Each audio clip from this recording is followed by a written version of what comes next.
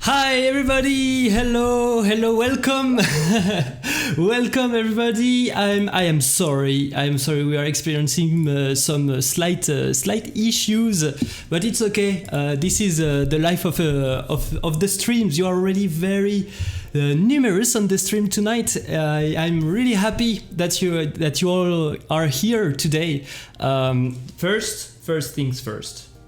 Let's get up, stand up. Move up, energize a little bit. Nice.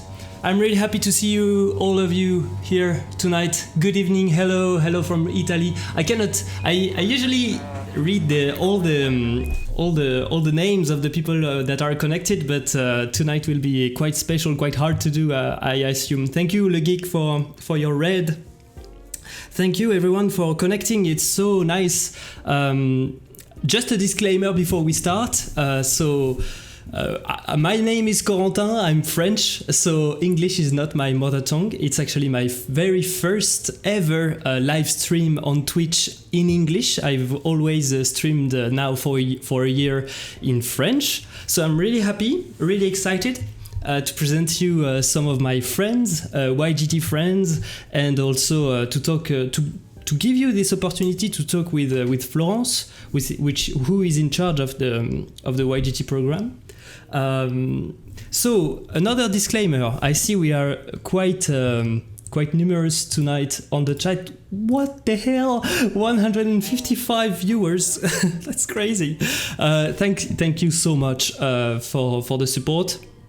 It will be very hard to read the questions in this kind of chat, but the moderators are here tonight to help me handling all the questions. So feel free to send your questions in the chat. We are reading you, even if we don't seem so.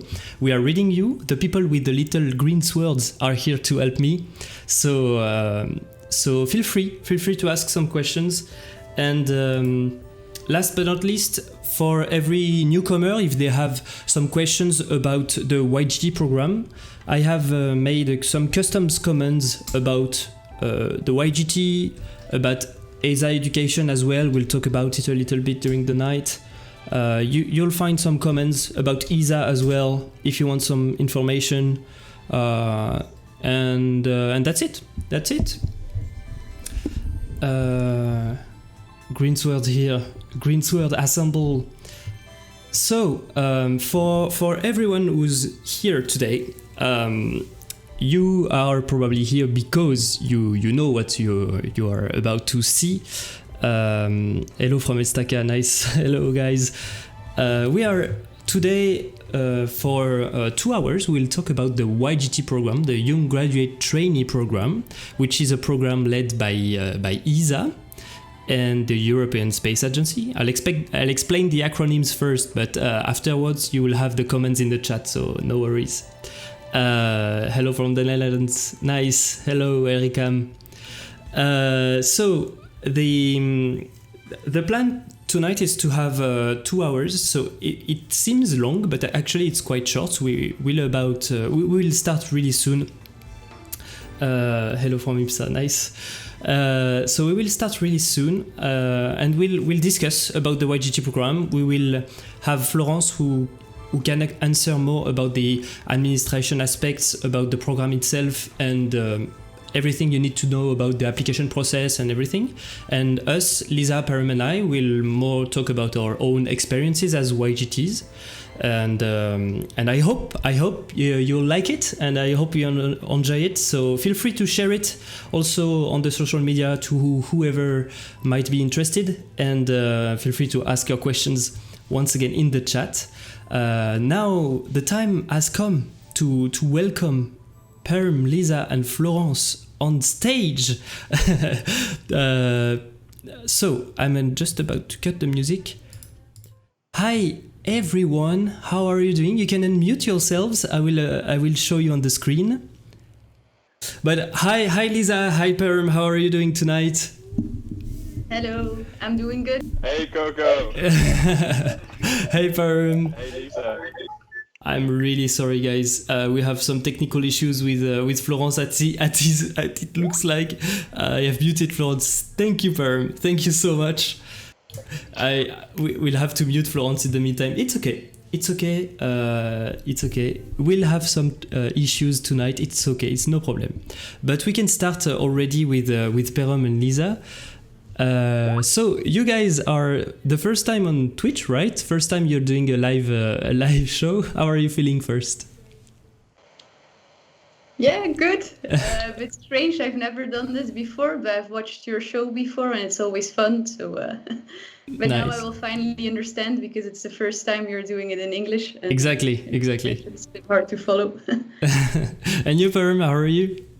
Yeah, really good. This is my first time on Twitch, but been an avid follower of you since you started this whole Twitch channel. So yeah, really excited to be on. So thank you for having us. No, thank you. It was it's true. I launched this show when I was still a YGT in S-Tech during the lockdown. Actually, I had really a lot of free time to do stuff. So that was the opportunity. I'm really proud today to have you here and have ESA on board if we catch Florence back at some point.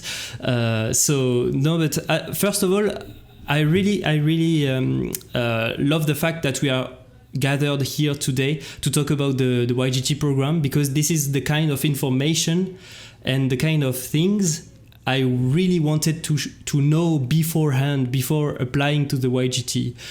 Some informations are online, but most of it's like when you apply, you take a step in the void, let's say. Like you don't really know where you're going, and that's really why I wanted to do this tonight. So first of all, maybe we can get a tour de table and present ourselves a little bit. Lisa, first, can you present yourself and why are you here tonight? Okay, yes, I'll give a really short introduction. So, as Corentin said, I'm Lisa. I was born and raised in Belgium, and then I went to study in Delft at the Technical University.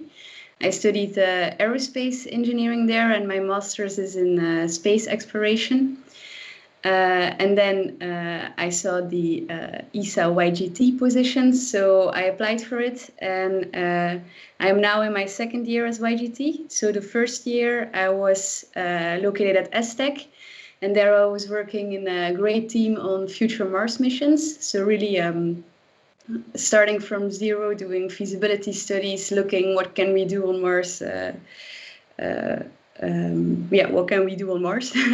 And then right now I'm in my second year of the YGT, and for this I'm doing something a bit more special. I'm working in industry as a YGT. So right now I'm working at Airbus Defence and Space as a systems engineer on the Earth Return Orbiter, which is a spacecraft for the Mars Sample Return campaign.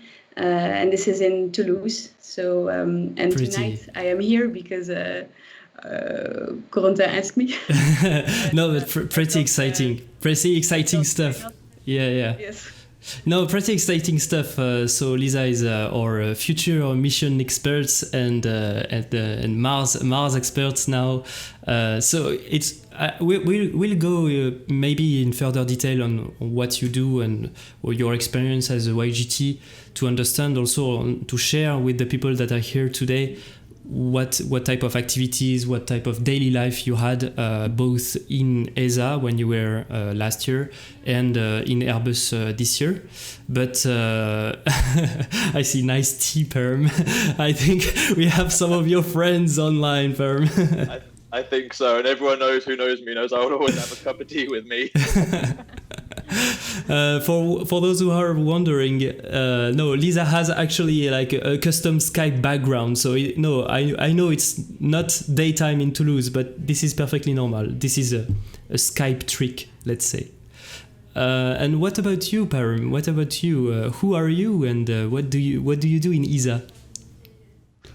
Well, yeah, so I'm Perrum. So I started my studies in aerospace engineering in the UK. And then after that, I went on to do Earth and Space Physics and Engineering in Denmark.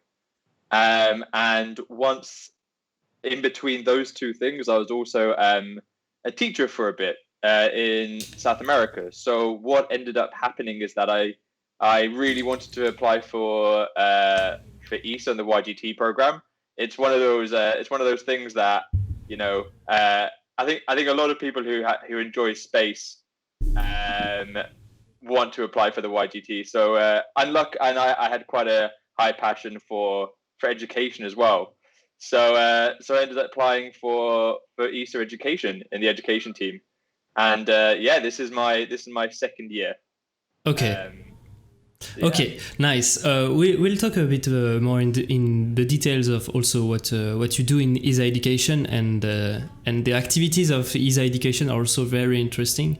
You guys in the chat, feel free to ask some questions. I have written down already some questions, but first, it's time also to present myself, introduce myself, as I haven't done it yet. So I'm Corentin, I'm French. I am a space systems engineer, graduated from Toulouse, from ESA Super-Héros. And I joined ESA in September 2019, together with Perrum, Lisa, and a whole group of 30 or 35 other YGTs at the time. And I was in ESA for 1 year working on thermal aspects. So I did a lot of activities. Actually, I had the chance to be supervised by three different people. So I did also work on future missions, as Lisa did. I worked in the concurrent design facility on the Comet Interceptor mission. And also I worked on a future telescope mission called SPICA, on the thermal architecture of this telescope, and I conducted some cryogenic testing in the labs. So I had the chance to also work with my hands-on and with my brain. So I had the two aspects. So I really enjoyed it as well. Okay, we have some questions flowing. You are really... I'm so happy to have you guys here tonight. Everybody in the chat, it's super cool. So moderators are already transferring me your questions. So we have some questions already flowing. Maybe we can answer them, Perrum and Lisa. So Patchwork is asking, I'm currently at first year's master's of a 2-year degree in artificial intelligence, looking to enroll in the YGT program next year. What would you consider to be good steps to take in my academic career before applying to the YGT? Okay, that is a strong question. Actually, we have so much questions. It's crazy.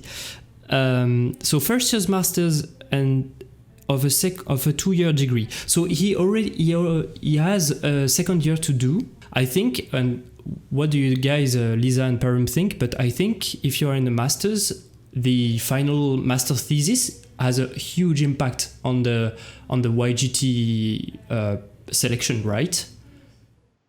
Yes, I wanted to say the same. I think I got my position because it was my thesis was about Mars, and I knew a lot about Mars, and I think that really helped.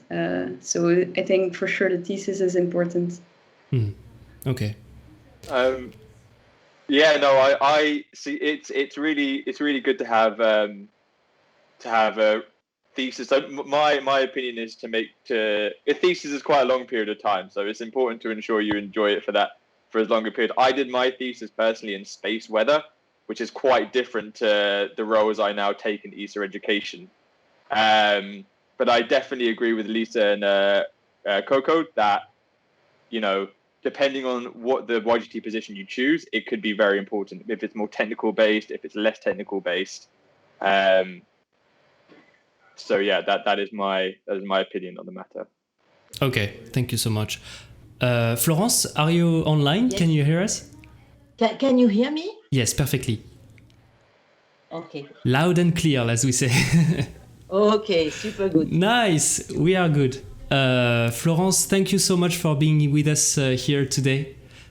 So we have already presented ourselves. Maybe if you want, you can introduce yourself to the public.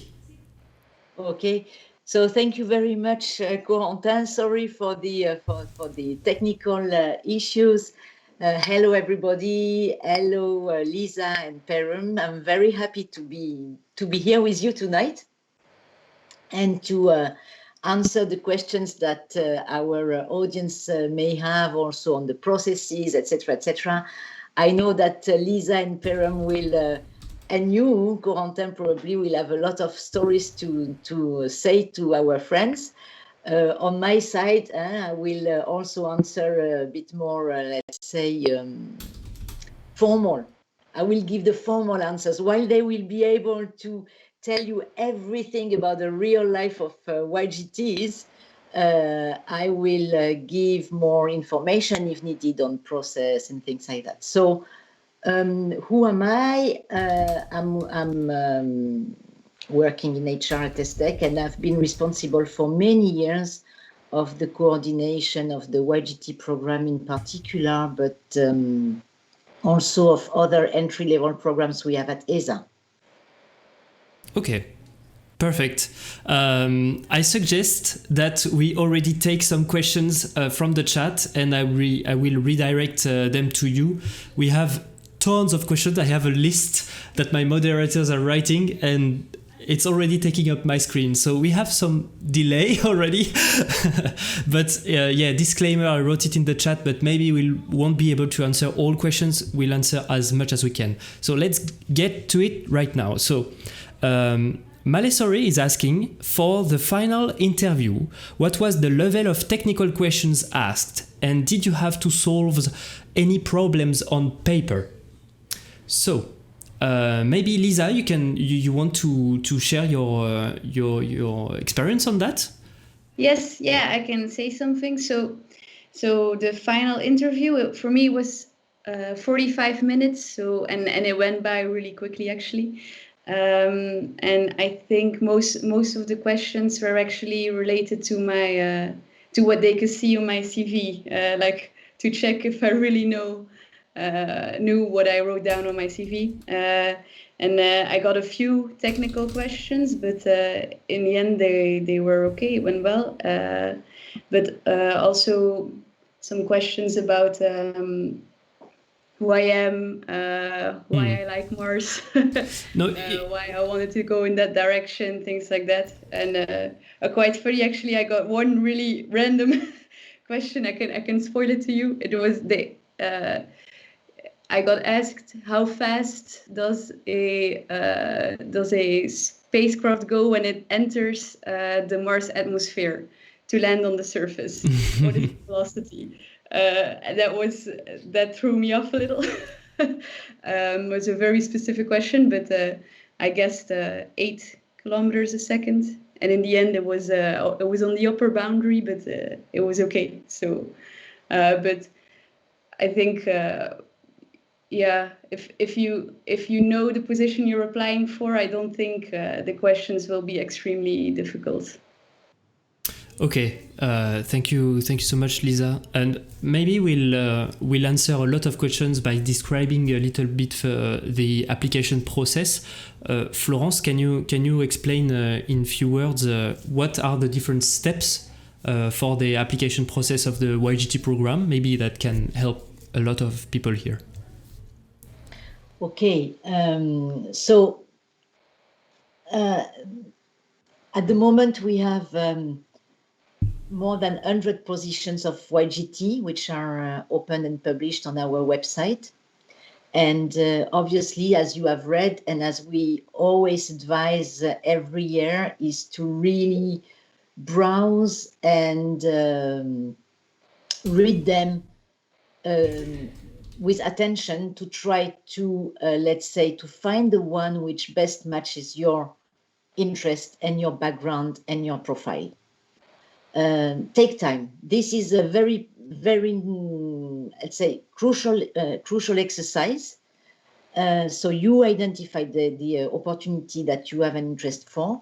you apply in the system, which we have since 2-3 years now. So you will fill in your application, your motivation letter, very important to have. The motivation is very important also to really show, for you to show what you want to tell us. This letter, your application letter, is your first contact with us. So the recruiters read your letter, and through this letter and your, of course, what you say and your CV, they get, they decide if they are going to call you for a pre-selection interview. So this letter is very important, and your CV. Then you go for the pre-selection interview, which we, in general, and I'm sure we are going to speak about that later with Perrum and Lisa.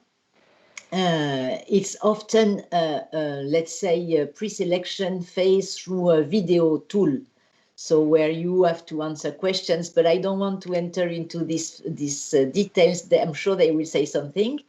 After the pre-selection interview, which takes place, I would say will take place in April, probably, you will have the ones who are selected for a second interview attend this final interview, which is also a virtual interview. And this is what we call the final interview. So Okay.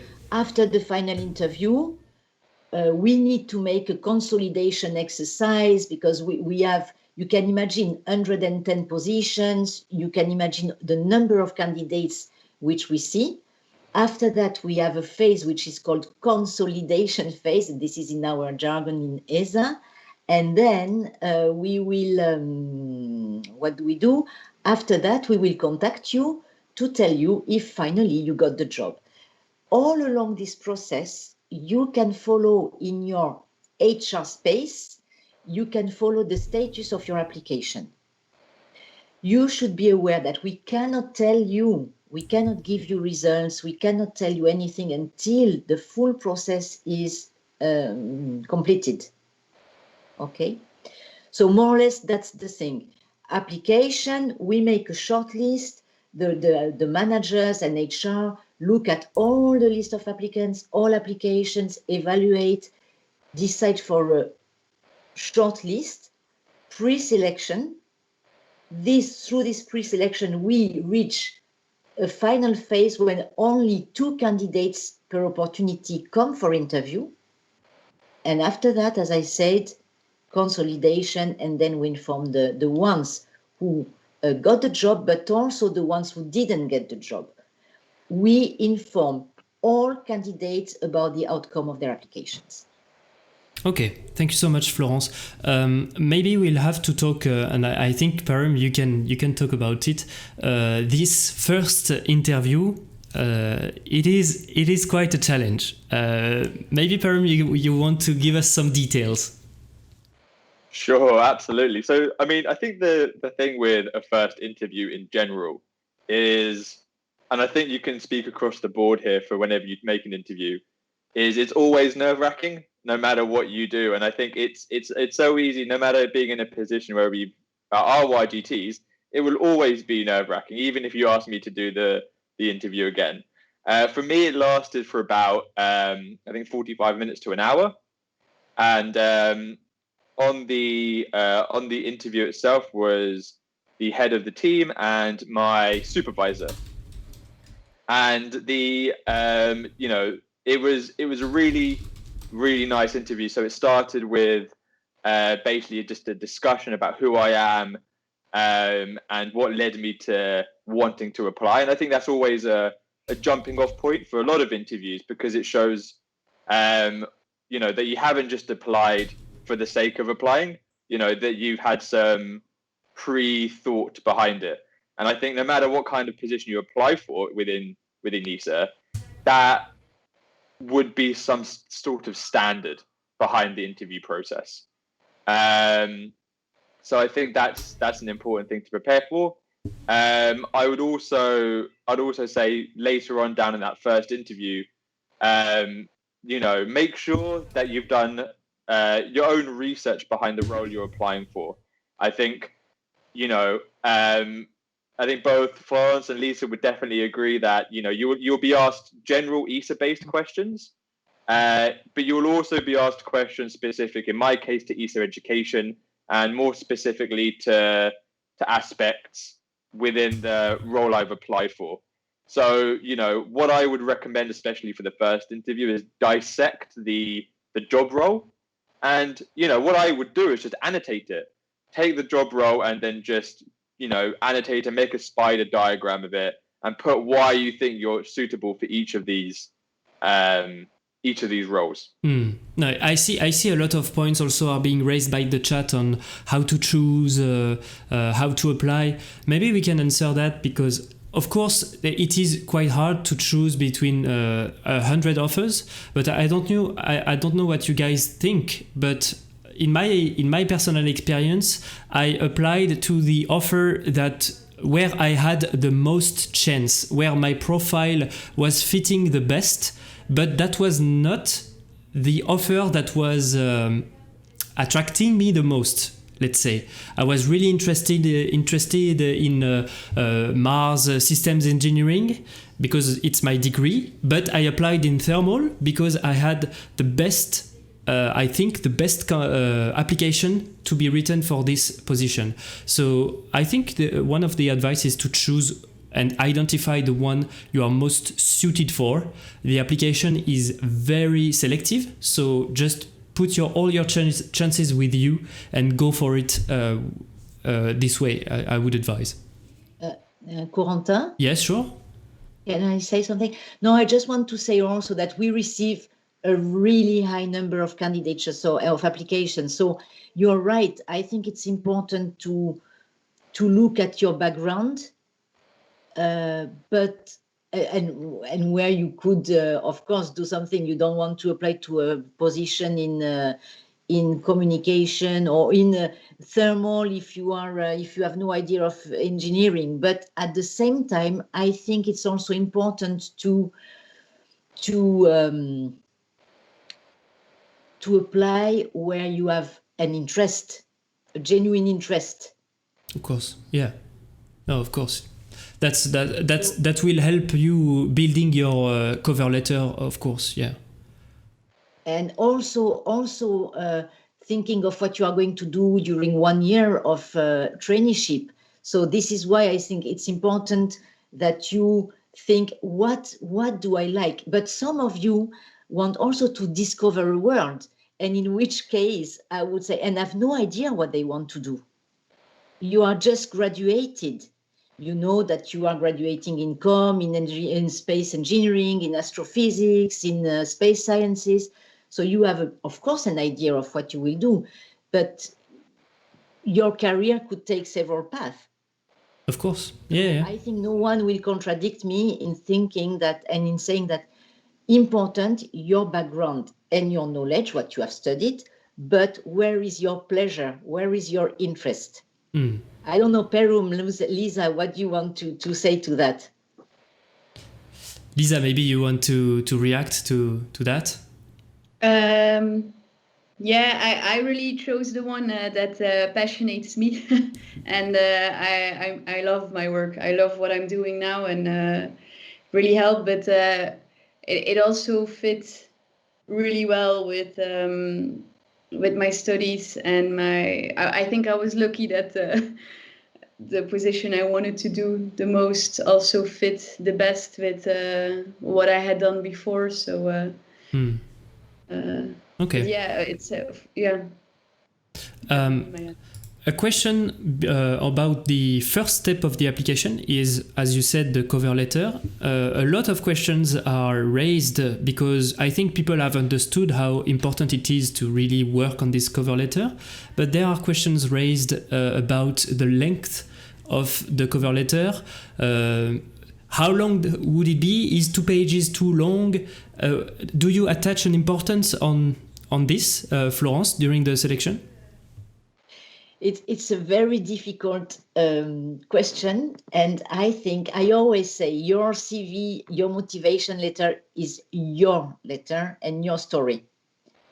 There is no, of course, if you come with a 3 pages letter, it's too long, okay? But as long as your letter is clear, you have to find the right balance being clear, giving information, but not too much information, showing your motivation, but not going too much also in the details. And also think, if you tell us in your motivation letter, I've always dreamt to be an astronaut. Okay. Then you can be sure that we will come, or I've always wanted to be a thermal engineer since I was born. We will ask you why you wanted to be a thermal engineer when you were born.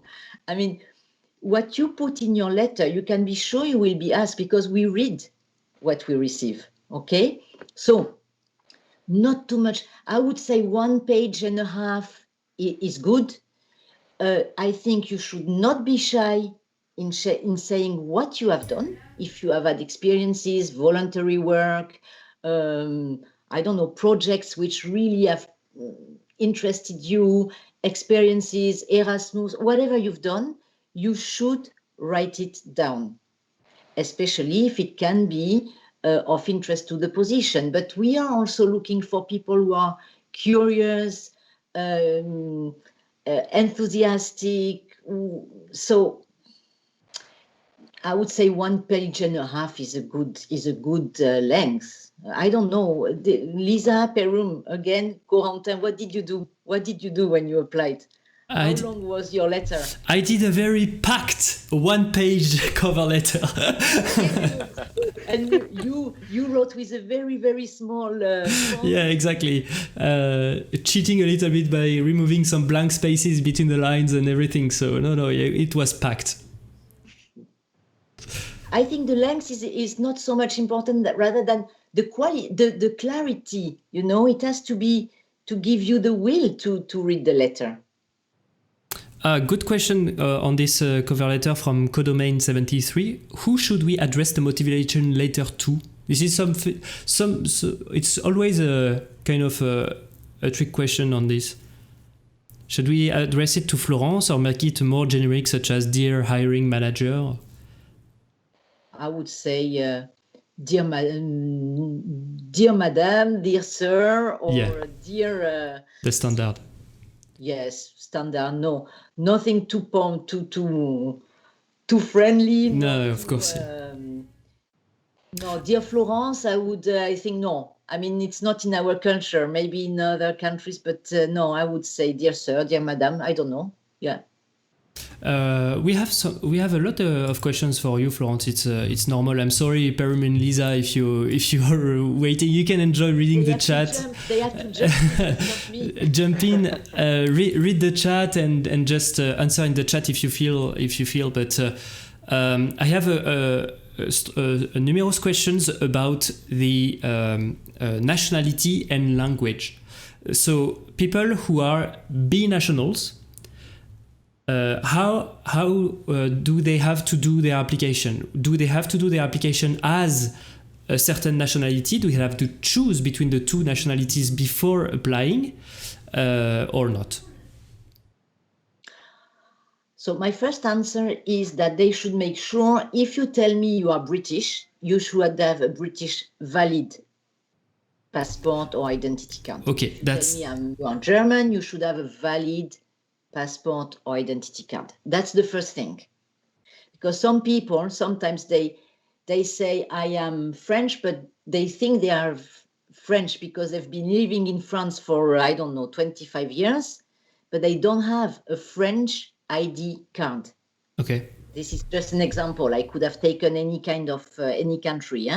So first thing, make sure that if you say you have a certain nationality, that you have the the identity document for it. And then you can choose, you give us one or the other, because we look and we see, we ask you what is your second nationality or your third nationality. So in any case, we will see it. Okay. I don't know, is it clear? No, yeah. German and Spanish, and I write first nationality Spanish, second nationality German. My colleagues in HR who will read the applications will see that the candidate has 2 nationalities. Okay. And so if ever you need, you can I mean, it's a bonus. Let's say you can be hired as a German or as a Spanish. Yes. Okay.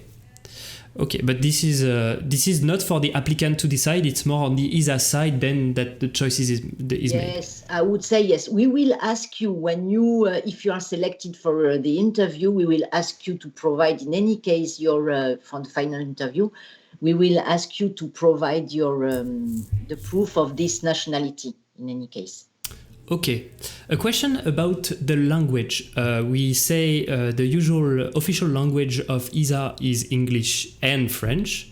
What if, so I saw a question, what if somebody's English level is poor but has a strong French? Is he or is she still able to apply? So you are still able to apply? Of course, but you should know, and there again, I will ask also Perrum and Lisa to also say something about that. We work mostly in English, in ESTEC, in EXAT, in S3E2, in ESOC, maybe not in HQ in France. I mean, the ones who are based in France, of course, will speak more French, but the others, in the other establishment, we work mostly in English.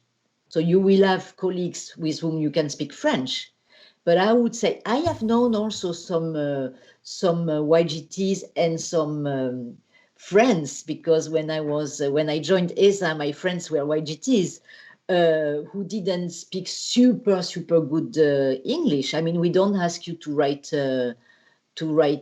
novels. You have to have a good level of English, working English, which you will develop also, for sure. Lisa, I see you. I yes. wanted to say, my English, my university was in English, so for me it was okay. But I think there were maybe some YGTs who in the beginning weren't super fluent. But I mean, you can see it. You learn super quickly if you have to work every day in English. So it's indeed, you learn it. True. I think you should not be frightened because your English is not super good. Of course, you should be able to understand a little bit what you are told and to read a bit and etc. etc. But you will progress. Yeah, that's for sure. My level of English now compared to when I started is insanely better. But also, I don't know why, but Perrum is laughing. Love it. Perrum, you laugh at me. I don't laugh at you, Coco. I laugh with you. No, but actually, being around native British people who speak native English is crazy how much you improve also by the accent, by hearing, and you have to get the group running. So you have a lot of people who are making jokes and everything. So you have to adapt. You have to take the reflexes and it's a super nice opportunity to improve your English level. That's for sure.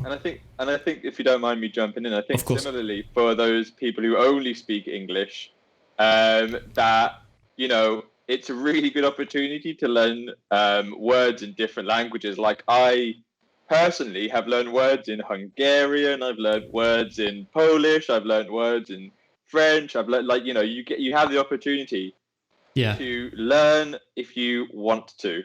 Is I think a really key takeaway. Totally. Plus, it's important to note also that when you are in ESA, you have a support from ESA to learn the local language and the languages of the agency. So when we were in ESTEC, ESA was providing us, if we wanted to, some Dutch classes or English classes or French classes if we wanted. So that's very good also. And it's a little known fact actually. Okay, let's take some more questions. Yes. Corentin, also to add, if you are based in let's say in ESTEC in the Netherlands or in ESOC in Germany or in in S3 in Italy or in Spain, you also have the opportunity to learn the language of the host country. Yeah, true. This true, is a great opportunity to learn this other language on top of what you are of the English that you speak for work. Okay, that's totally true. A really good point that was raised by dozens of people is why is this year so special that we can apply to 2 positions? Before it was only 1 and we had to choose for only 1. Why 2? And would you advise to still apply only 1 or also take the opportunity to apply to 2 offers? This is a very good question. So you are right. In the past, we were strongly advising everybody to apply to only 1 opportunity. And again, I repeat, to choose the one that you most like. However, a lot of people were still applying to many opportunities. And we had to, I'm not going to enter into details, it was quite difficult, and also not specifically helping the candidates applying to so many positions, but at the same time not a bit unfair for the ones who were following the advice to apply to only one. So this year, and we receive, as I said before, a lot of candidates or a lot of applications. So we said, okay, we cannot, if we really impose only one, we may have an issue. So let's give the people who really could identify 2 positions. If you see 2 positions as system engineer and the 2 positions are similar and you could really have a profile for the 2, then okay. But if you see only 1 position with your profile, apply to only this one. Because what you should know is that we have the possibilities as HR to also forward to another manager your application. See, if for example, Lisa applies to a position in a certain area, and we see that her profile would also be good for another area, we can also share the application with another recruiter, with another business. I would say to Lisa, do you mind if I pass your application to this other area? And if she's also interested by the job, we will do it. If there is a need on ESA side, because we can identify also positions that you have not considered for yourself and then say, yeah, I'm interested, okay? But we advise to focus on 1. Apply to 2 only if you really see 2 opportunities for yourself. But be aware that this year, contrary to what we did in the past, if you apply to 3 opportunities, you will be rejected. Okay. No, that's clear. I'm very clear on that. It should be very, very clear. In fact, we are asking questions at the end in the application, and we ask you, can you confirm you apply only to 2? If you do not, you will be rejected. Okay. Yeah.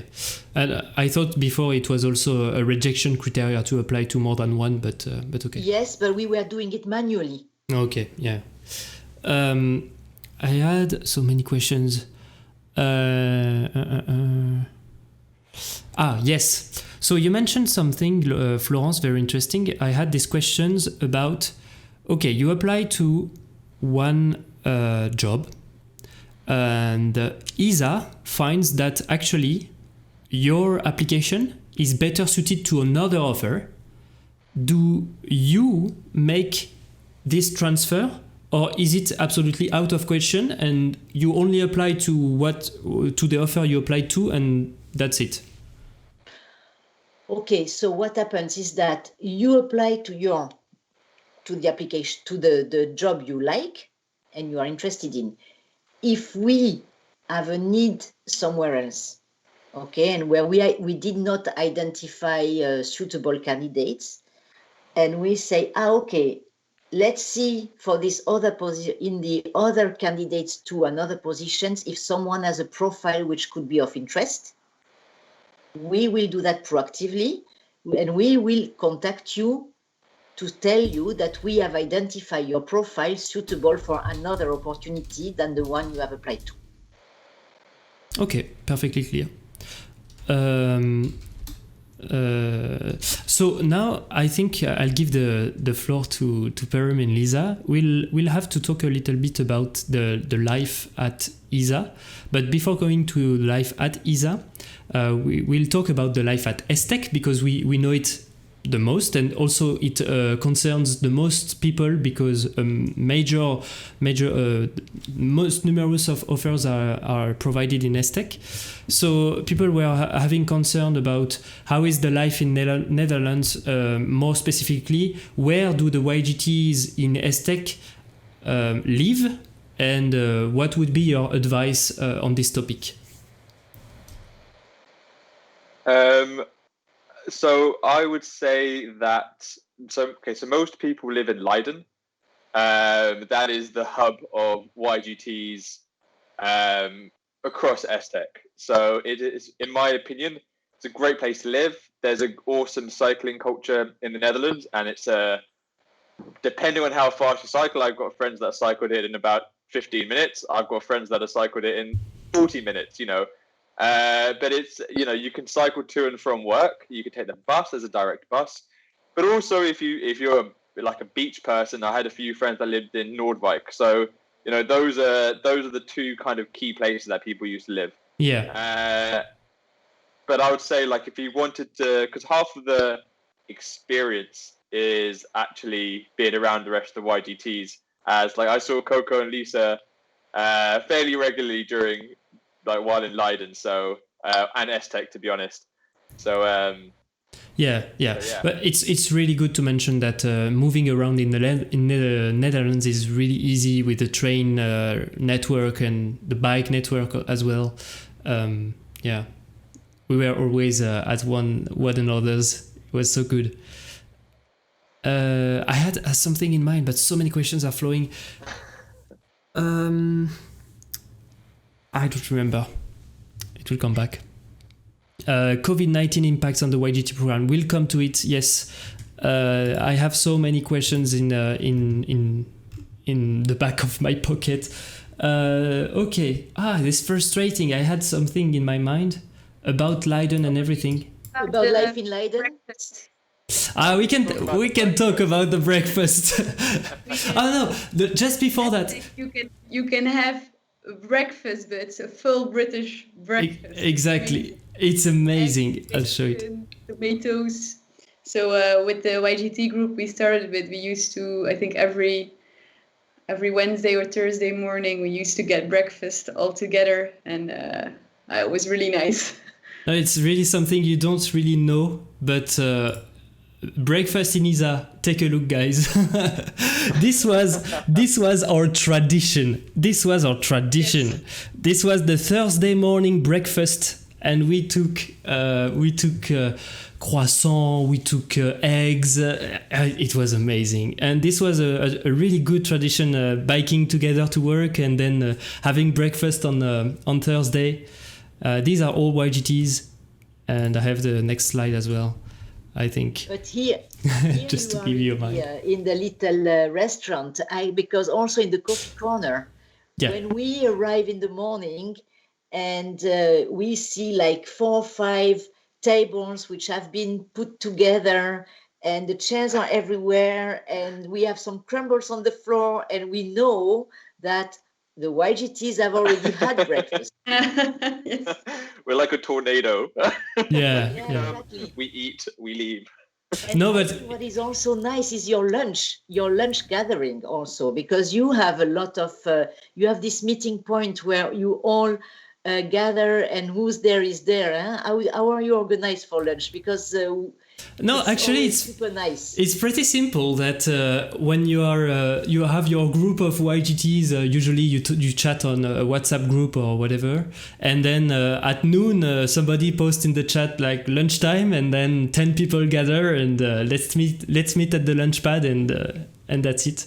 So no, that there's a really strong thing I want to point out also from this show today is that the YGT program is not only about a space experience or a job experience. It's, I would say, more than half a social experience. It is such a great teamwork. You have to partner with experts on your daily life, but you have also to be friends with other YGTs, and it is such an amazing experience to have people that share the same passion, that are all coming from different countries, so you are all in the same situations of struggling to find an apartment and also living all together abroad. It really is like a student life, but it's so much better. It's so good. I want to work here so bad. People want to put the eggs and bacon in the cover letter as a motivation. Don't make any food stain on your letter, No, but yeah. Or if you get the job, on your shirt, because that is a real problem, and I recommend always taking in a spare shirt. I just wanted to come back. I found my ID before.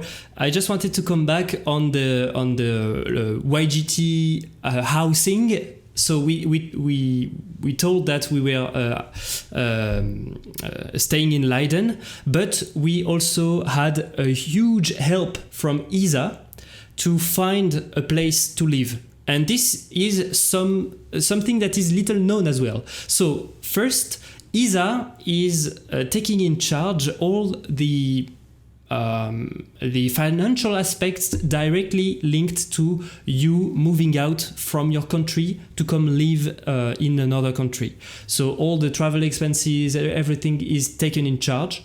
And plus, ESA has a dedicated office for house management and for newcomers, whether it is research fellows or even staff. So for YGTs, we had already organized some tours all together in Leiden to showcase a little bit the apartments.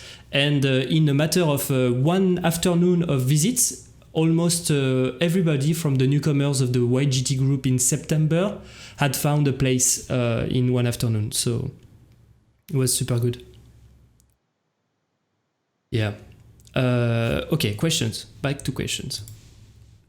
Okay. Can I add something here? Yes, of course. Because I think it's important. You say that ESA bears all the cost, travel cost in economy, and also excess luggage, not a removal. We will not pay a removal. So that's very important. And also what I want to say on the housing experience is that we ask you to come. Maybe it will change one day, but up to now, we ask you to come 1 or 2 days before, I think it was, so that you can all together visit all the flats, as you said, Corentin. And I think it's also the first day where you all meet and start to create this team exactly. At that moment. But we ask you to come 1 or 2 days before so that you can take time to visit, and when you start on the first of the month, you start to work. And it's true, I don't know many people who didn't find a flat on the day, on the first day of taking up duty. Yeah. May I add as well, just to go on what Florence is saying. So that first week when you're looking for a flat together, it was such a great opportunity to meet all the YGTs. And similarly to, as you probably all have experienced at university, that first week you meet some of your closest friends. And I know personally, one of the closest friends I have in the YGT position was also I met her in the Airbnb I was staying at prior to finding the accommodation. So, you know, it's a really good opportunity to meet your closest friends in that, because you're all in the same boat. Exactly. And you're all living the same experience at the same time, and you share a passion for space. I mean, this is just the best, you know, just the best. Okay, let me just. I had a question concerning the. So again, on the application side. Oh, I lost my program. Am I still on? Okay. Concerning the application, so we told that the criterion to apply is to have a master's degree, right? Mm-hmm. Can a PhD student apply to the YGT? Yes. However, the YGT program is not the right program for a PhD. Okay. And what if the PhD candidate wants to redirect himself or herself towards industry?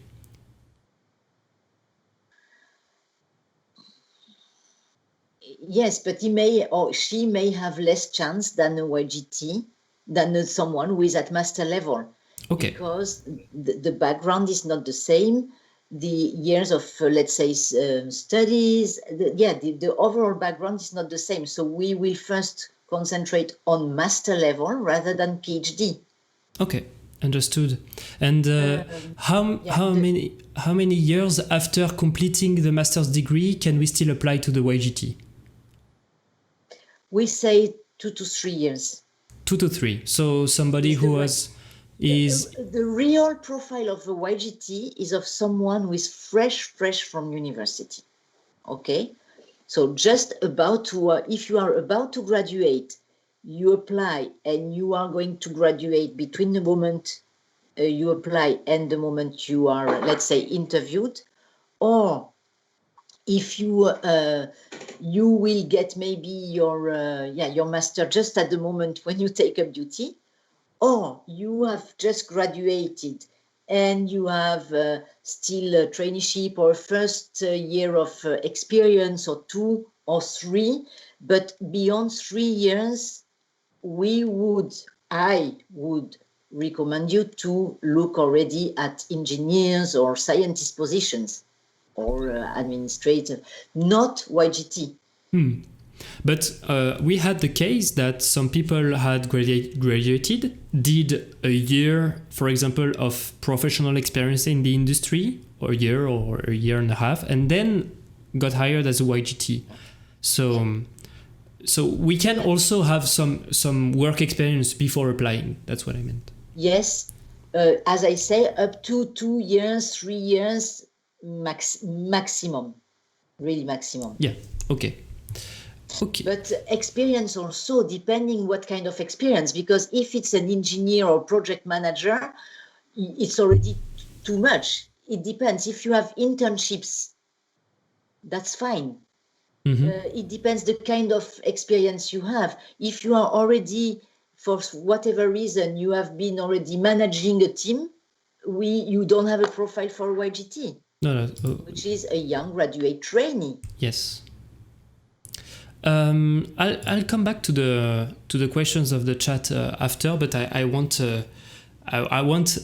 also to highlight a little bit our experience as YGT, and I wanted to maybe, because there's a lot of questions about it, to maybe talk about the transition that we did between life on site at ESA and then during the COVID crisis, because we have lived the two situations. Lisa, can you tell us a little bit more about, let's say, your daily life when you were in ESTEC on site, I mean, and then your daily life after the COVID crisis? What has changed? So for me, daily life at ESTEC, it was great. I really liked it. It's a great place to work. And I was mostly doing calculations and having some meetings now and then. And then of course, we had to start working from home. But actually, for me, the transition when we started to work from home was also when it started to get really busy for me at work during my YGT, and I started to get a lot of meetings. So for me, it was fine to work from home because it meant I had some more time to work. Because when you're at STech, you spend you also go for coffee and you have a long lunch, which is really fun. But for me, it was a good timing that it just got a bit busier at my work, and I had lots of meetings by then, daily meetings. So I was still talking to my team online, so I never felt like I was hard to keep in touch. But I see Corentin with the photo he put on. Yeah. This is also something fun about STech, because there's so many YGTs there and also interns. And there is some of our friends, a group of YGTs, they organize a weekly trainee talk. And it used to be at STech. And here is the one about the one I gave. I gave one about Marsquakes. This is the topic of my thesis. And it was really, it was fun to talk about, and many people came. And once we went to working, once COVID happened and we went to working from home, they actually continued it, and they got the other ESA sites involved. That was cool, actually, because before we were not really in touch with the other YGTs that are in ESOC or in other sites. And yeah, during this trainee talk, so trainee talk is a talk by trainees for trainees. So it's really cool. It's really cool. Yes. Thank you so much, Lisa, for your answer. Perrum, can you detail a little bit more about what has changed before and after the pandemic for you? Yeah, absolutely. So so before the pandemic, so for the time we were at STech, it was a really, really good opportunity to get to know your team and all the other YGTs, experience STech, and see all the cool things that you wouldn't normally see on a day-to-day. And I think the transition into the COVID world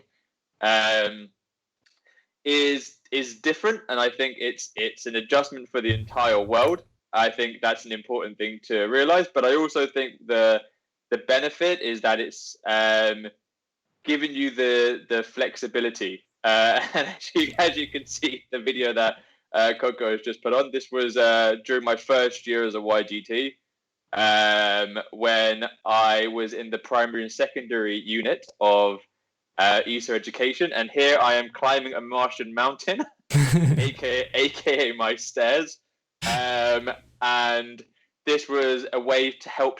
Actually, this was perfect because this is when schools were being shut, and what us as ESA Education tried to do is help to facilitate learning, but at home. And I think this is an important aspect that we tried to transition into, because it's not just us having to work from home; it's actually learning how quickly you can adapt and help others in the situation. So yeah, I think it's a learning curve, and I think it's an important learning curve. And I think there's other values that you start to establish, and you learn a new routine. So I don't think one is necessarily better than the other. I think, when you're going to work, you can be tired from a long 5 days worth of commuting. And when you're at home, you can be tired from not going into work and seeing people. So I think, it's a really difficult one. There are pros and cons to both. Yeah, and also on the social aspects, it's true that during the pandemic it was quite a little bit harder to see each other, let's say, even though Netherlands didn't have such stringent COVID regulations. But still, so we managed still to see some people before, together, gather around and everything. But I know that I haven't been able to say goodbye to a couple of friends before leaving ESA. So that was quite tough on this side. But I'm sure we'll see each other again anyway. if I can share my experience as a YGT in between after and before the pandemic. So before the pandemic, of course, daily commuting, meetings, and also being on site and interacting with the experts. I was sharing an office with one of the ESA experts who also was my supervisor. So I could ask really a ton of questions during the day. Whereas during the pandemic, I could still ring him on Skype, but I mean, it's not the same. You don't do it as much, I would say. So less interactions, but we kept it a little bit. I think it must be really hard to start a YGT or whatever, a job experience or an internship remotely without meeting your team personally. Since we already did 6 months before, we had this chance of already knowing the people and knowing how to interact with them. That really eased a lot of our work. And for my daily life as a thermal engineer, it was mostly computer work and meetings. But I was lucky to have also a side project to work in the lab. So to drive an experiment in the lab, and I'll show some video after when it's possible. And actually during the pandemic, for the first 1 month and a half, I did only remote working computer work. And then when I was actually done with it, I could start back my work in the lab and come back to work. And this was really great, but it was so weird to see ESA empty, totally empty, with maybe 50 to 100 people in total in ESA, in ESTEC, whereas normally it's 2,000, 3,000 people. So no, a really different experience, completely different. Okay. I see this question from Martin. What is the proportion of YGT getting hired at ESA at the end of their program? It's maybe for you, Florence, I think. I can give a more generic answer on that. Today, I can tell you, because I looked at the statistics recently, that I think we say 13% of the YGTs since the creation of the program have become ESA staff. 13 or 30? 13. Okay. Okay. 10 years ago, it was 16, but a lot of people have gone on pension since then, because the YGT program, you have to know, started in 84. Okay.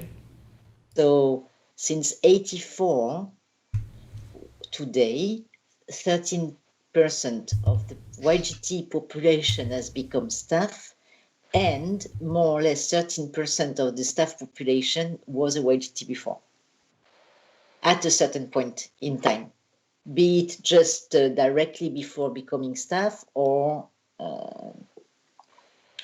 in between has gone for industry and then came back to ESA, because we have the two things happening. You can be a YGT and then you go away from ESA and then you come back, which is actually very interesting, because you get the ESA experience, then you go to industry, you get industry experience, and then if you still like working at ESA, come back with also this industry experience, which is very, very important and valuable.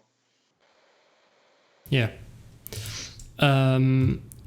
Okay, let me just catch up on some questions. How many YGTs are assigned to one project? Questions from Nick. It's true that it is only one vacancy per job offer, right? Mm-hmm. Yeah. There's no. It's very rare. It happens that sometimes we have one opportunity for two jobs, but it's very rare. Okay. Second questions. Good question. This is maybe for you guys, Perrum and Lisa. T2 T2 is asking, is it common to extend your YGT experience from 1 single year to 2 years?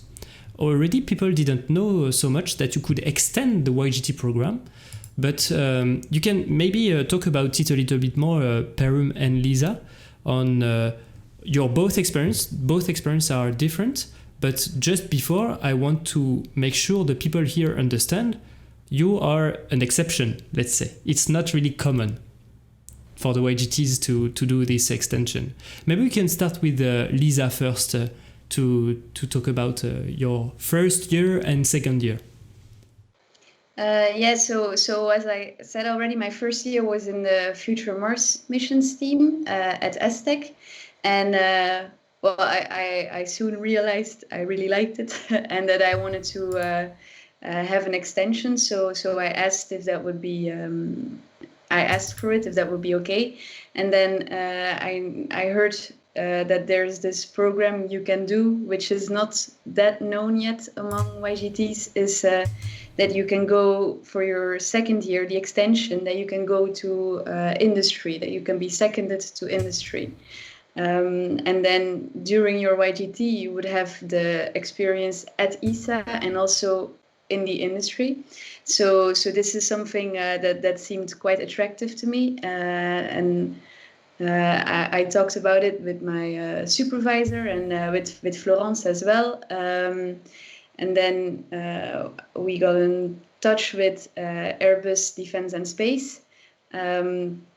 So first, I thought it wasn't going to happen anymore when the whole pandemic happened. I thought, okay, Airbus is not that keen on hiring new people right now. But then in the end, we still got positive news, and it was possible for me to start to work on Mars sample return as a systems engineer here in Toulouse.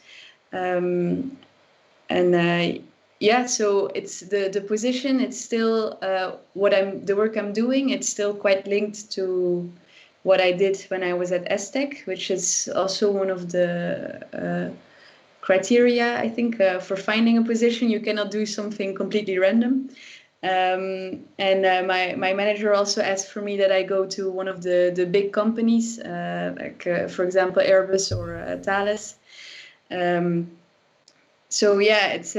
I think it's for sure a great opportunity. Of course, right now it's not so much fun it's a bit less fun than usual to move to another country, but so far it's still going good. And Corentin is in Toulouse as well, so which is also fun that we came here together. So yeah. So exactly, and you Perrum, what about the transition between first year and second year? Yeah, no. First year, as explained, the first half of first year also was out of COVID, so that was a fun experience. And then the second half of it was obviously in COVID, but my first year of YGT, still within ESA Education, but it was in the so I was in the primary and secondary team. So I was looking more on primary schools and secondary schools around Europe. So the things I was personally working on were things called AstroPi and CanSat, as well as other things alongside that.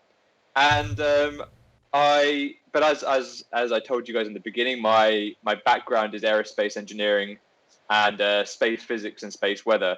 So what I ended up doing is asking to move to ESA Academy, which is the tertiary unit of ESA Education, and they look at programs like Fly Your Satellite, Rexus Vexus, and your thesis, like drop your thesis, orbit your thesis, etc.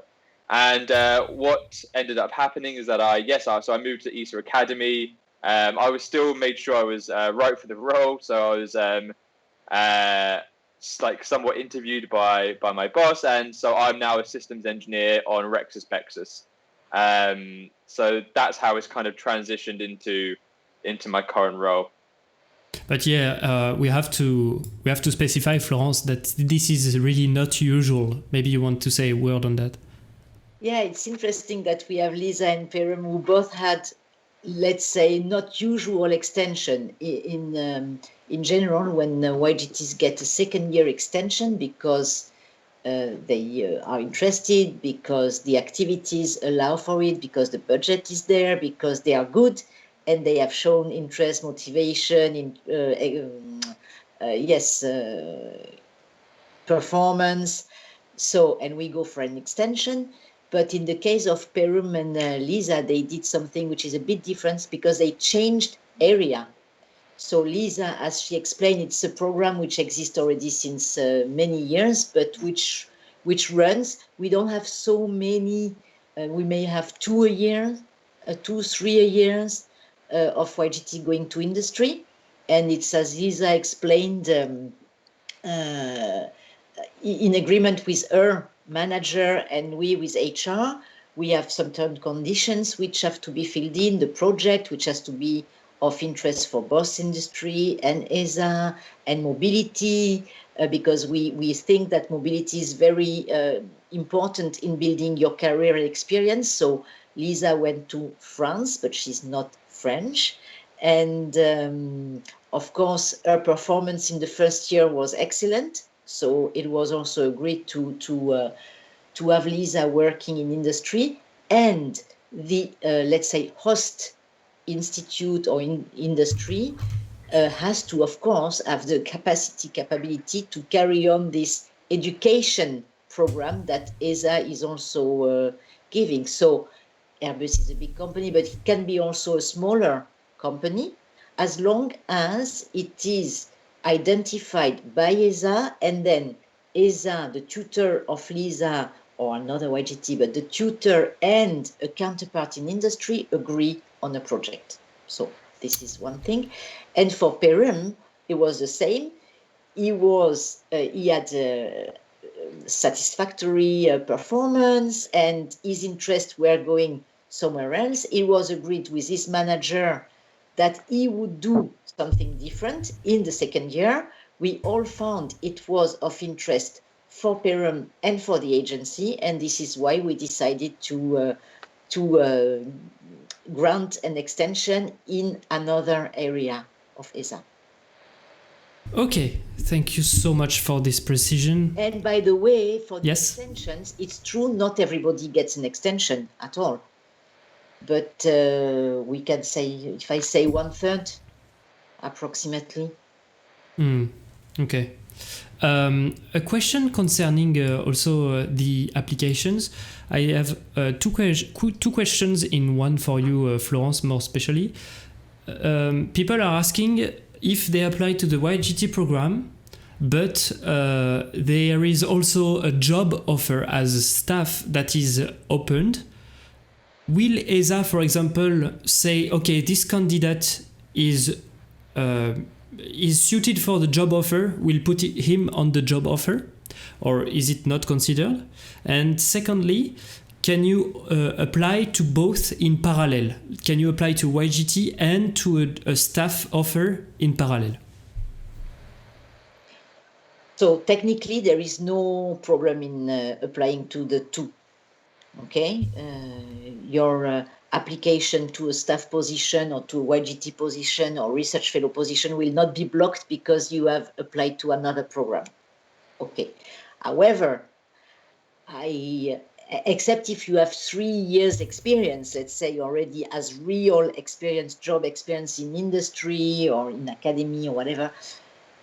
Otherwise, I wonder, I don't think that if you have the profile for YGT, that you have a profile for a staff position, unless it's a junior position. Mm-hmm. Yeah, I think that was implied in the question, I think. Okay, so in that case, again, it's the manager who was going with the HR responsible person who are going to see if your profile is good for this position, valid, suitable for one position or another or the two. If you are, let's say, called for an interview, you will be called for, I don't know, the first position, will it be the YGT or will it be the other one? You know, it's a bit theoretical question, because, again, it's your profile which is of interest to us. So if you have applied to a YGT position, but in fact you have the profile for a staff position, we will know. Okay. If you have applied for the two.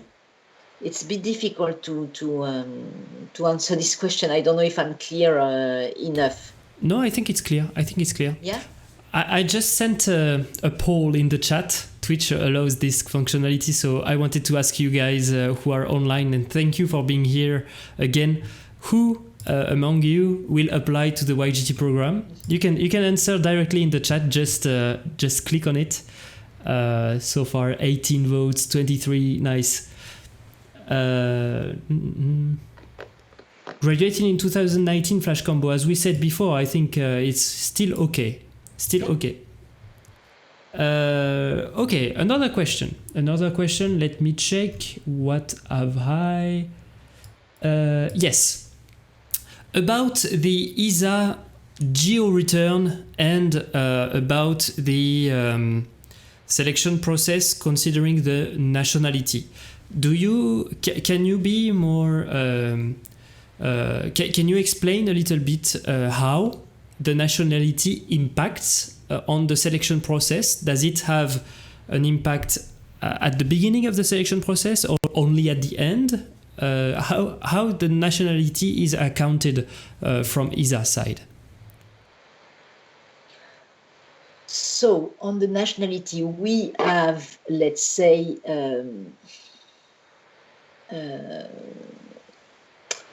I'm looking for the words. The need, or we have to respect, let's say, certain. How do you say in English? Regulations. Balance. Balance. Yes. Okay. What I want to say, ECHO. We are bound to geo return. Okay. Mm-hmm. So based on the country's contribution, member states' contribution, so we recruit a certain number of staff. So it means that it is taken into account right from the beginning, if you want. It's not that we interview people and then we say, no, you don't have the right nationality or wrong nationality. First of all, we look at the profiles and the qualifications of the candidates who apply. Okay, so that's the most important. Then we give priority to, as it is written in our job requisitions, priority to underrepresented countries, which means that if you have two candidates with the same competence, qualification, skills, competence profile in and one candidate has, let's say, on paper, as underrepresented nationality and the other one overrepresented nationality, we may give, yes, priority to the one of underrepresented nationality. Okay. But again, put always competence and qualification and skills first. Yeah. Okay. I see that questions are slowing down in the chat, so I think we have done a good job so far answering most of them. One is coming again for several times. Do you accept or do you advise to use references in the application? Yes. Okay. It's a good if you have, then you can do it. In any case, we also ask you if you are selected, if you are identified, if you are, if you have, I'm missing my words tonight. If the board recommends you, voilà, that's the word I was looking for. If the board, the interview board, recommends you for recruitment, okay, we will in any case ask you to provide the names of reference. So that we will contact these people. Yeah. Okay. All right. How are you feeling, Perrum and Lisa? I'm sorry. I'll try to distribute the speech, but it's quite hard to find topics that are suited for all. No It's problem. okay. I'm 35 years old. Can I still apply to the program? Is asking Mr.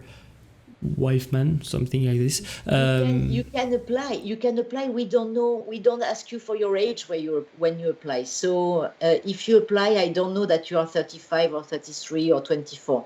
Yeah.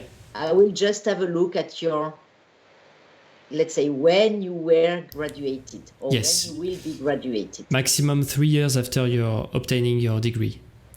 Yeah, that's, let's say, the best. The most common way to say it. Let's Yes, say. exactly. Okay. We still have questions about applying for 2 positions with 1 motivation letter. True.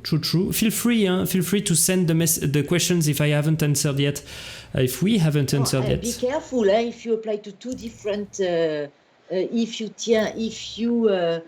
apply to 2 different positions, and I see that you apply for position A with a letter for position B, I may think that you are not so attentive to details. Yes. Also, if I would advise, I mean, your cover letter, you cannot find the same motivation for both offers. I think it's just it has to be dedicated for the offer you are applying to. In my mind. Yeah. This is just logic. I mean, it's. Good question. That this I will ask Lisa and Perrum.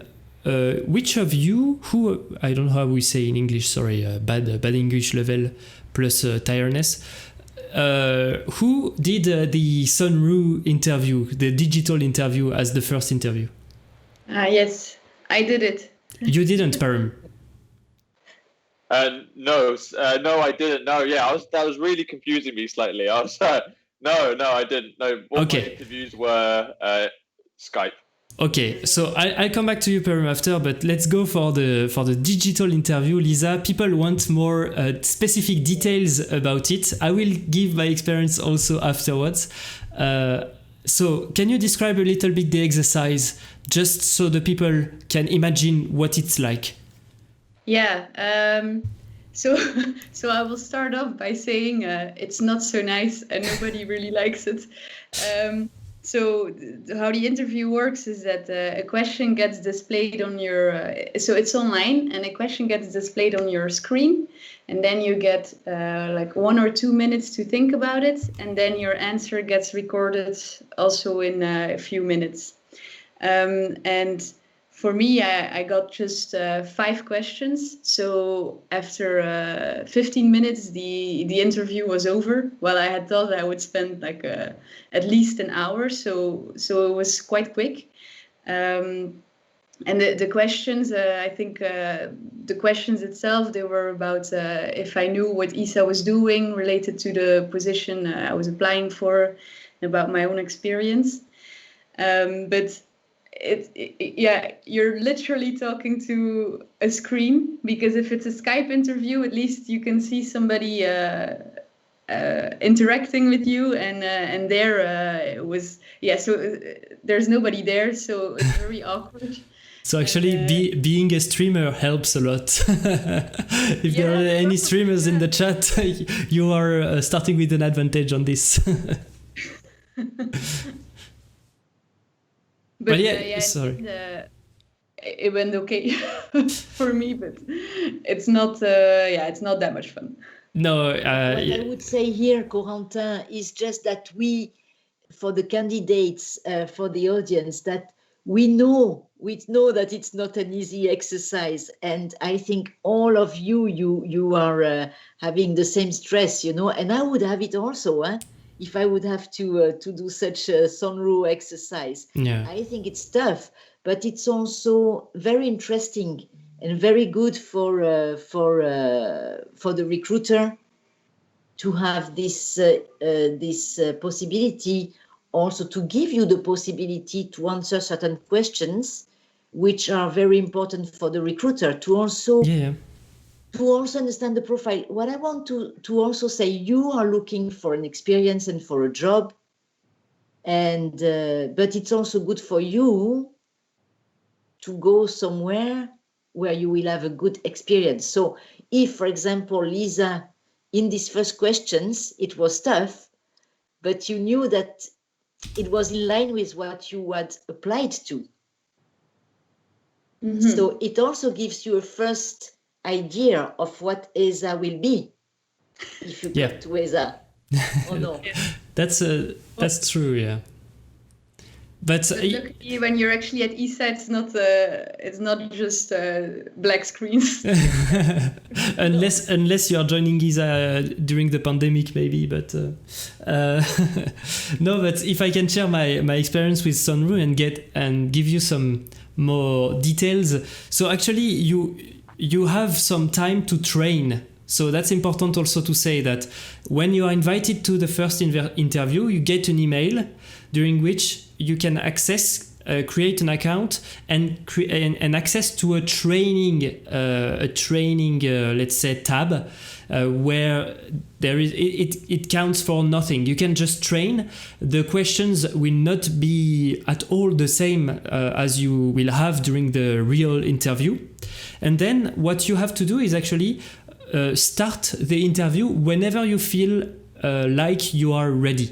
So you have a certain time slot. I don't know if it's a couple of days and you can train until you feel ready.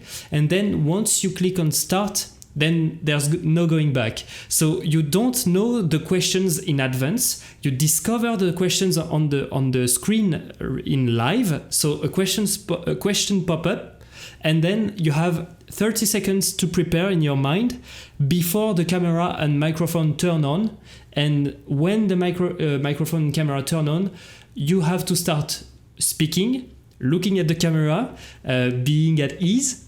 And also the answer is you have a given time frame to answer. For example, 2 minutes, 3 minutes, or 4 minutes. But I really want you to understand that, please, if you have told everything you had to tell in 2 minutes, even if the time frame is 4 minutes, just stop right there. Don't try to fill the gaps because it's not necessary. Just answer the questions and be straight to the point. If you can be concise, it's even better. And you will have, 5, 6, 7 questions. I don't really remember.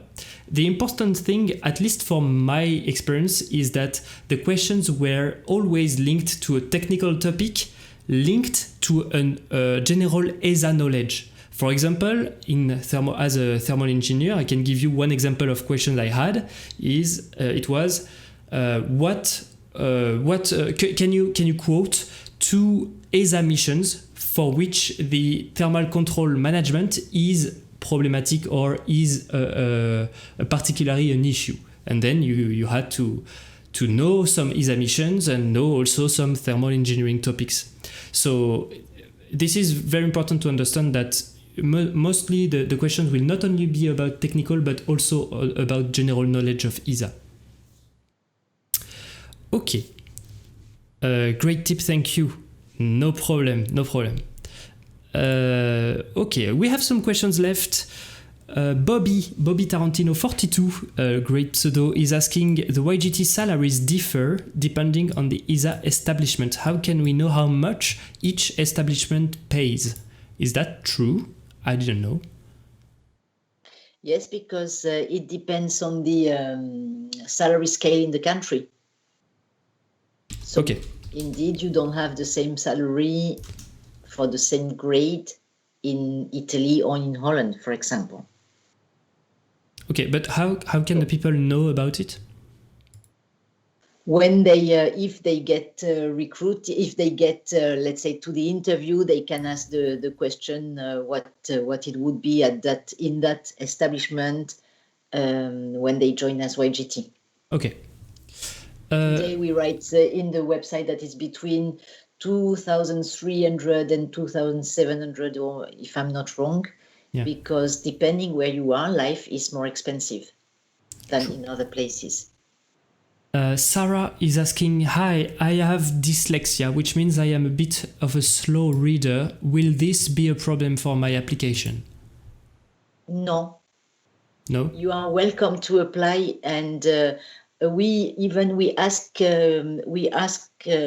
our candidates if they want to tell us about disability or if they need support in one way or another, because we of course want to also include any kind of candidates. So if you have dyslexia or another, let's say, disability, you are welcome to apply. What is most important for us is that you have a master or a master level. Okay, perfect. A great question. Maybe Perrum, you can answer. Sorry. Do you think that having a space-related knowledge before applying to ESA is mandatory? I would say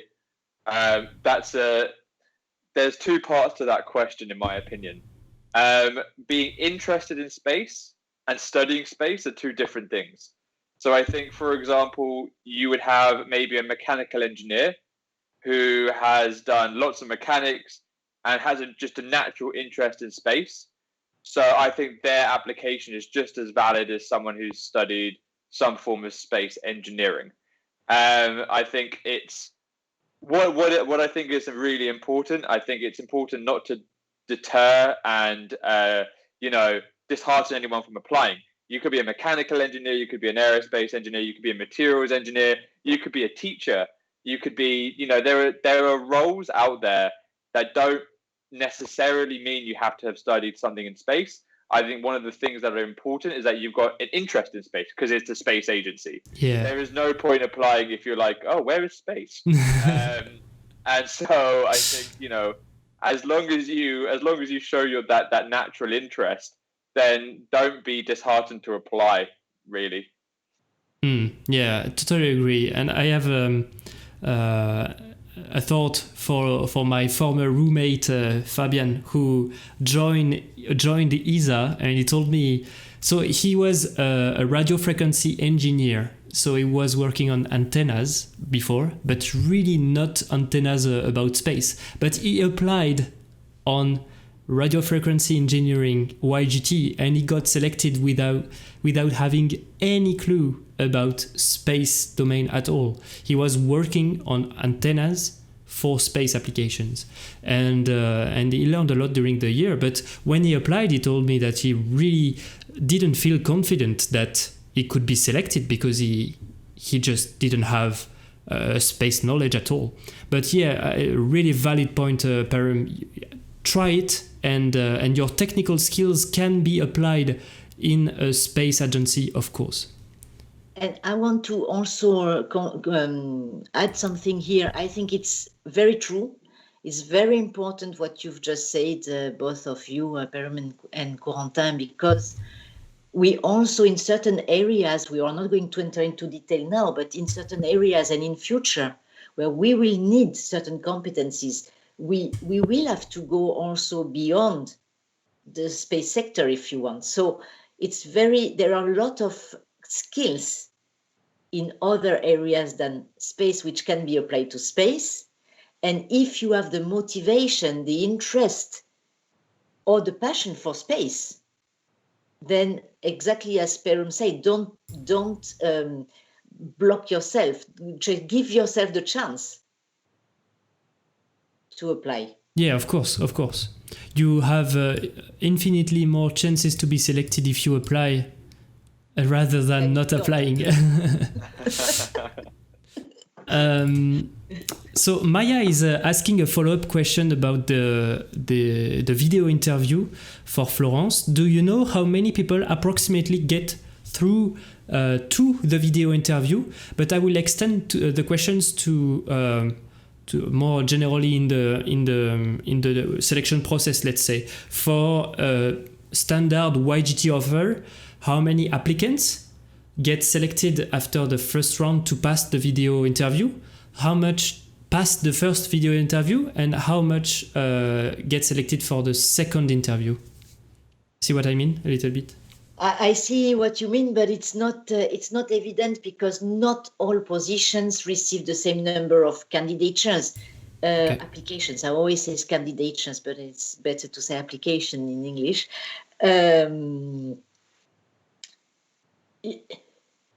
You can have for a position many applications, and the manager sees a lot of profiles of interest for this position.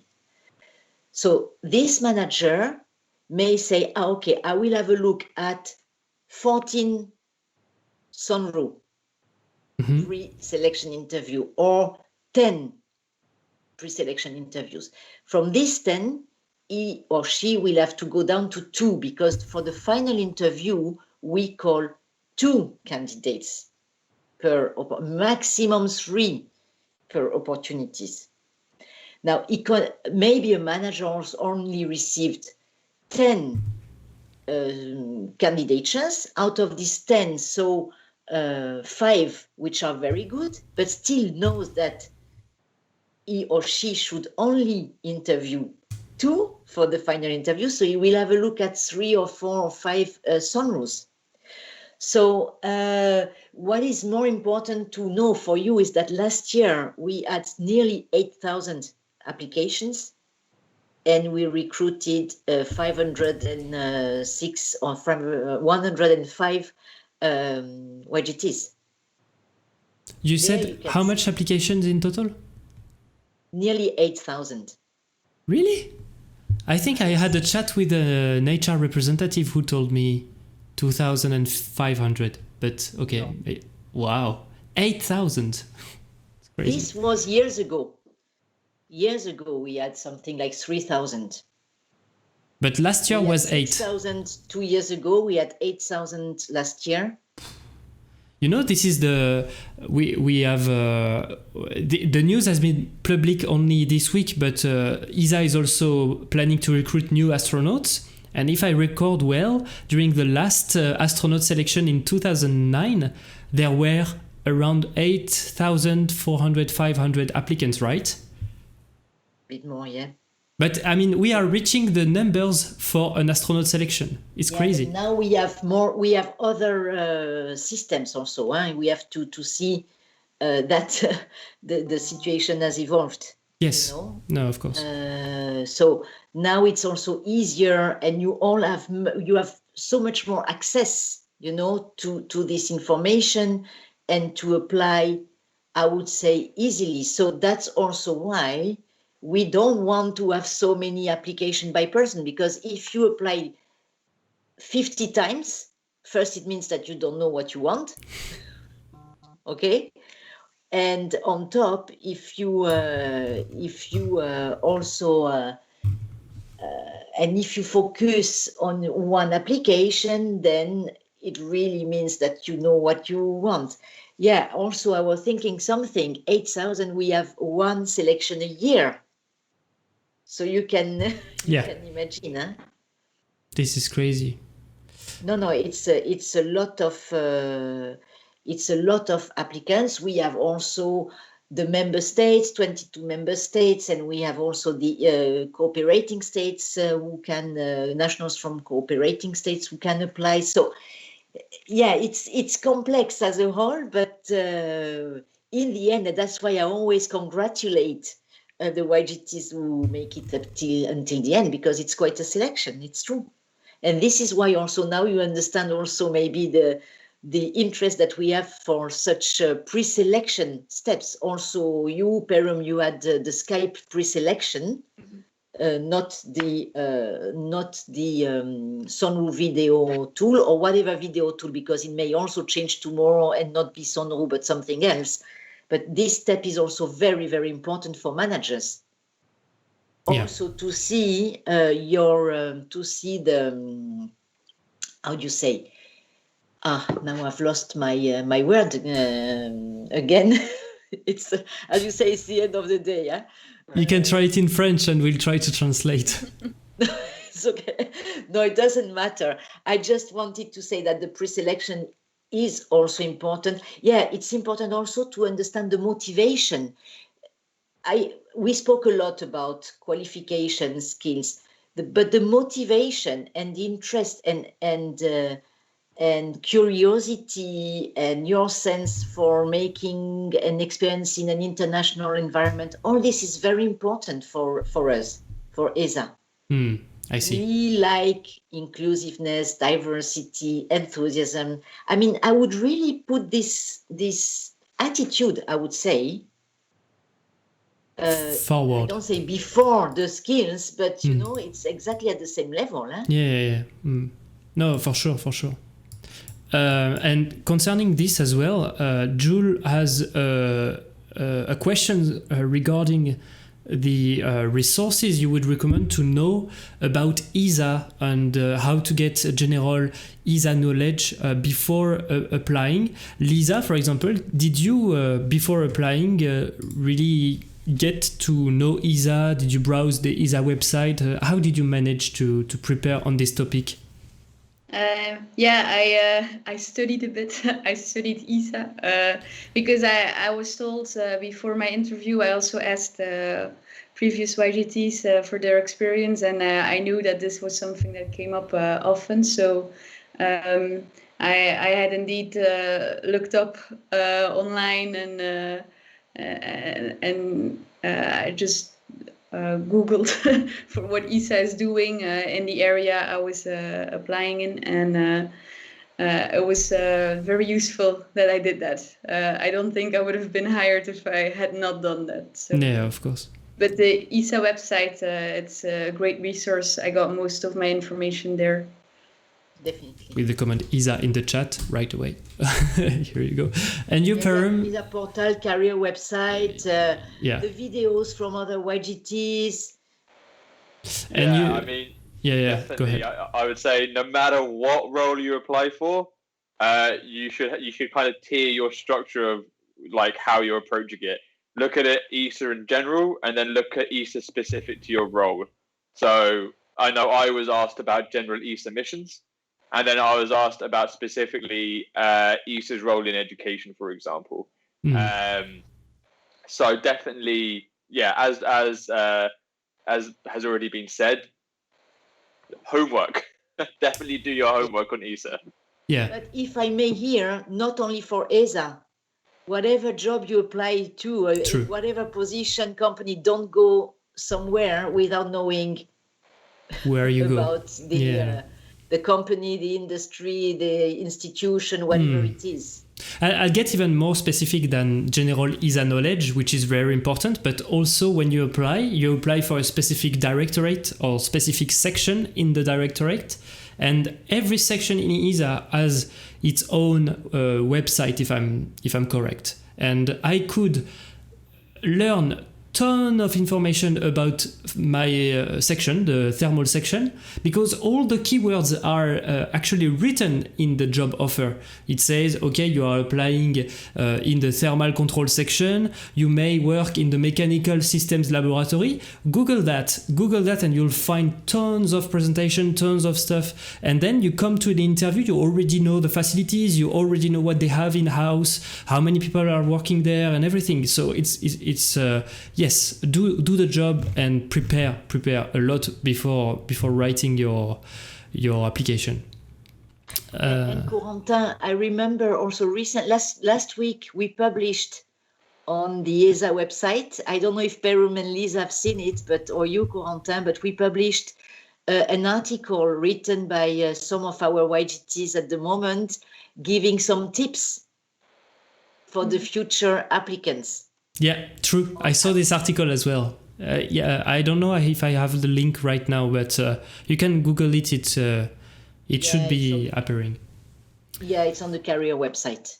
Okay, we have a question that has been requested several times concerning the job offers.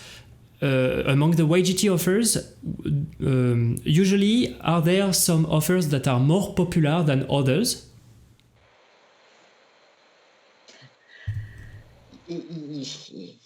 Yes, I mean, yes. Maybe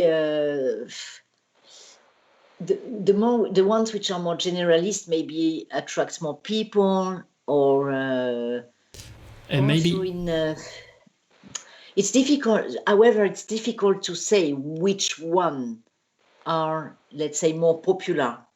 I would say that we have some jobs at the moment, like in IT, who should be also,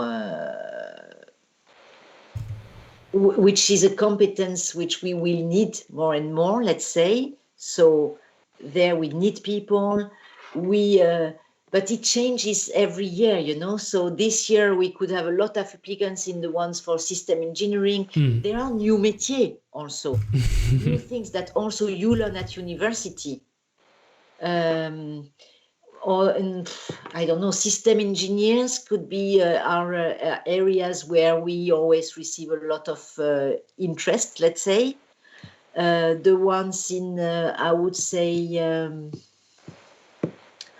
I'm trying to think now, because I think with a lot of opportunities have a lot of success, so it's difficult to say which one doesn't have success. No, but if I remember from the last year call, I guess the offers that mention a specific mission name in the name of the offer, like I remember an offer called Systems Engineering on ExoMars. I immediately thought this one would be really attractive, and this year I think there's one mentioning the iHab, so the lunar module that is built by ESA. This is some of the names that, of course, will, I think, attract people. Yes, it's true. You are right, Corentin, but it also means that maybe they attract because then people don't go further and don't look for the ones who don't say something in the title, but are as much interesting in the content. Of course. No, that's for sure. Okay, we have a question from Ilaria. Can we update a CV once it was sent? Alors, this is a technical question. It's a technical question, and now I have to also remember my role. I think if you realize that you have forgotten to say something in your CV, which is very important, you should better contact my colleagues with whom write a mail in the system, okay? Or write to contact ESA, contact human resources, okay, at esa.int. But when you apply, you will be in contact with someone, okay? And you should tell this person, this assistant in recruitment, that you want to add something to your CV. And they will tell you if it is possible, because depending at which stage is your CV in the process, it will not be possible. If your CV is already in the, let's say, in the selection process, it will not be possible. If it is right at the beginning and the opportunities are still not closed, let's say, so we have not started the process of shortlist, then it's easier. Okay. I would highly recommend, if you need to update, because otherwise you would update all the time, you know, so it's also a bit not fair also for the other, for the competitors. But if you really need to add something, ask the colleagues who are dealing with your application. It's the easiest. Okay. There seems also about this technical topic, as you said, we can apply to 2 offers this year, but apparently there's a technical issue where you can only upload 1 cover letter. So they cannot send 2 different cover letters for the 2 different offers. That's a... They have to add it. They have to put it in the job application, not in the... You put your generic profile, okay, your application, generic, and then in the application, you can put your, your letter for that opportunity and for this other one. But to be honest with you on this, I think if you have another question like that, if you have a difficulty, again, I would highly recommend you write to an HR assistant, or you write to contact.human.resources and ask your question. Okay, can you say that again? I'll write it in the chat. Contact.human.resources. Resources is a 2S or One one? S. One S. Okay. Sorry, bad English. Yeah, no, it's fine. At ESA.int. But this contact human resources is also mentioned in our website. Huh? Yeah. Okay. No, but it's always good to share it. If the ones who cannot fear, they won't remember or whatever, it's also in the website. So it's important that if you have questions regarding your application, ask. Okay, last questions about the application, and I'll come back to a question which is very interesting about the YGT experience for you, Perrum and Lisa. But Oscar is rising up a question that I've seen quite a few times regarding the CV format. Is the Europass format recommended, or is there no preference at all? I'm going to come back to what I said at the beginning. For me, a motivation letter, an application as a whole, is about you. Okay? So I am not, personally, I'm not a fan of the Europass CV, because I like to see what Lisa, how she's presenting her CV and how Perrum is presenting his CV, because it tells me something about you.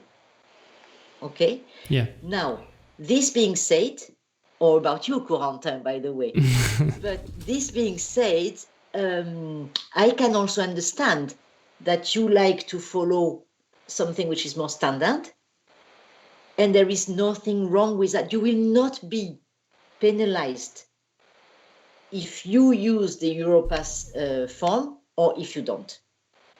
Yeah, and I guess Honestly, that's... at ESA, we have no preference, let's say. I guess that's the same answer as the cover letter previously, but somebody is asking about the length of the CV, but I would say 1 to 2 pages. I mean, it needs to show you, as you said. So don't do 5 pages, because this is not a biography, but but I mean, 1 to 2 pages. And especially if you don't have, I mean, you just should put the experience that you have, which you think is interesting for us to know. Don't neglect if you have a hobby, passion, because this is also telling something. Okay? Same if you have done some experiences, even if you say, oh yeah, I was, for example, au pair, or I was working in a bar to pay my studies. This is interesting. It may be not in line with the job you are applying to, but it says something about you. Yeah. So don't exaggerate, don't go into 1,000 details of what you were doing, because you will be asked questions. We read the CV and then we ask you questions, but tell us who you are. Yeah, I think I will not answer any more questions about the CV. I see your questions, Dory, about should we include extra information, etc. The CV has to be a reflection of who you are and your motivation as well within the cover letter. So this is really personal. Just do it, and you'll see. You'll see. Just I have a question for you, Perrum and Lisa. There was a question raised. What was your favorite moment as a YGT so far? This is quite a tricky one, because I haven't thought about it. Sorry. I have a really good one. Go ahead, Lisa. Go. I had many great moments, but my very favorite one, the highlight of last year, was when we were doing a study about humans going to Mars, and if you do that, then the best people to ask are astronauts. So we actually we had 2 astronauts involved in the project we were doing, and at one point we had a Skype call, and we were just I think 10 people in the call. one of them was me, and then there was and then there were two astronauts. There was Alexander Gers and Samantha Christophe Ferretti. Nice. And I mean, it was amazing. Yeah. Because it wasn't. I mean, I would imagine if it was for work. I was meeting them, you know. Yeah. And not just, Yeah, you were paid to Skype with astronauts. It was so cool. It was, that was really, really one of my highlights.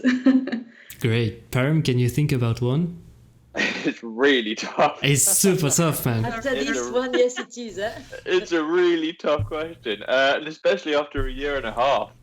I would say on a, from a standpoint of while I was at work, I would say in my first year, we worked a lot with students, and a lot of the time we would get students who would, young students who would email us saying, thank you so much. Like, we sent their code to the ISS. And I remember when I was going through the emails, and one of the students' emails just made my heart melt. And it was little moments like that just kind of reaffirmed the job. It was just such a lovely process to see that you touched upon a student's impact on their life. Most recently, actually, a student, because of the astronauts intake currently, one of the students, I think one kid who was about 7 years old, did a little Facebook post, his application, and then Tim Peake commented. And it's these little moments that were really, really nice. In this current year, in this current YG, the current job, a highlight is something very memorable is the review process. The review processes are a week long of pretty intense 12, 13-hour days of going through technical documentation, and at the end of it you are so incredibly satisfied having seen all these technicalities, but it's so incredibly drained, and it's such a satisfying moment. And I think on more of a personal, on a YGT level, I think definitely, as Lisa's already brought up, the breakfast was something that I would never forget. I would say YGT's meeting up regularly. Coco and I met up regularly to have hot chocolate and play video games. I would say that was also a very, very important highlight of my YGT shift. I would say, there were so many. So many. It's crazy. What about you, Coco? I don't know. Work related, I would say the achievements I had technically, I was working in a project where we had a deadline and we were working in parallel with JAXA also, and we were only giving advice on the technical stuff, and seeing that our advices were taken into account in the final design of the satellite was I was super proud, and on the other side, when I conducted my test successfully, I was also super proud. But in the meantime, outside of work, there has been so many moments. I launched this Twitch channel, which is super proud. It's super cool, and I think I remember this trip to Düsseldorf as well. This trip to Düsseldorf that we did with a couple of YGTs. Actually, to see a concert, a live concert in Düsseldorf, where Matthias Maurer did actually play for a couple of seconds as a DJ. No, it was just an amazing year, and I'll never forget it. It's been one of the most amazing years of my life so far. For sure.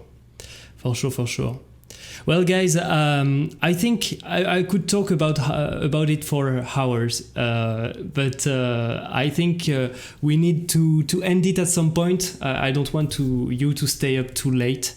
Thank you so much for being here today. I hope you enjoyed it. I hope you it wasn't too stressful. And I hope you on the chat you enjoyed it as well. I hope it was let's say, useful for your application. I'm sure it was. So thank you so much for being here today. And Florence, Perrum, and Lisa. Maybe we can start by Florence. But any last words before we leave each other?